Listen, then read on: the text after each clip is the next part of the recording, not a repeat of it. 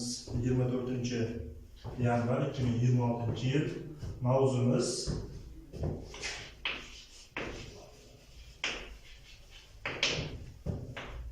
logaritmik ifodalarni ayni almashtirish. Bugun dars shiori nima ekan? Dars shiori bir ifoda, turli ko'rinish, bitta haqiqat. Ya'ni aynan shu logaritmik mavzusiga bog'liq bo'lgan mavzuni o'rganamiz. E'tibor bergan bo'lsangiz, doskada o'sha mavzuga oid testni biz onlayn yechamiz. Demak, onlayn yechish jarayonida nimalarga ahamiyat berishimiz kerak?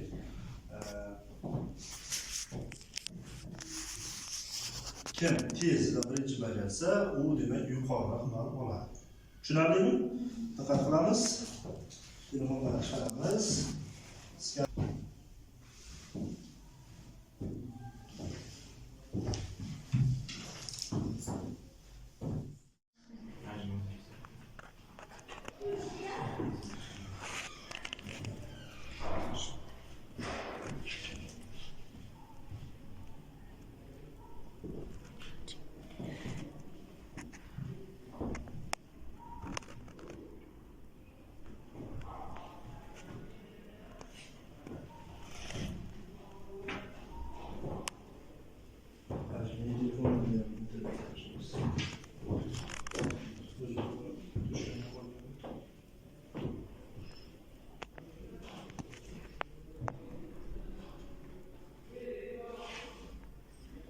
İşte o.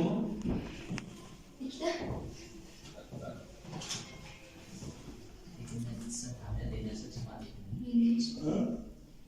Biz imkaniyet etmez. Biz sorun bulduk. Sizlarga baland. Yo'q. İşleyemeyin. Aynan o'sha logaritmik ifoda mavzusining mantiqiy davomi hisoblanadi va biz o'sha logaritmning asosiy tushunchasi yordamida quyidagi formulalarni keltirib chiqaramiz. Demak, e'tibor qilayotgan bo'lsangiz, dosyamizda o'ng tomonida agar 2/4 ni oladigan bo'lsak, misol uchun qanday sonning 2 ning qanday darajasi, aynan siz hozirda o'tgan mavzumuz bor edi, oldingi darslarda ko'rsatkichli darajani ishlaganmiz. Esingizmi? 2 ning qanday darajasi 4 bo'ladi degan savolga javob beramiz. Ko'ramiz birinchi o'rinda. Logaritm o'sha asosga ko'ra 27. Nima savol berardik? 3 ning qanday darajasi 27 ga teng deb savol beramiz. Tushundingizmi? 3 ning qanday darajasi 27 ga teng deb savol beramiz. Javob nima bo'lar ekan? 3 ning kubi. Tushunarli-ya? 3 ni, ya'ni 3 ni 3 marta o'ziga ko'paytirsam 27 bo'ladi. Ya'ni 3 ning kubi 27 bo'ladi. Tushunarlimi?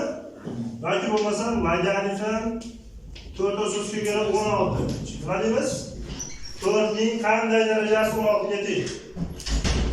Qanday darajasi? Kvadrati. Tushunarlimi? Ana endi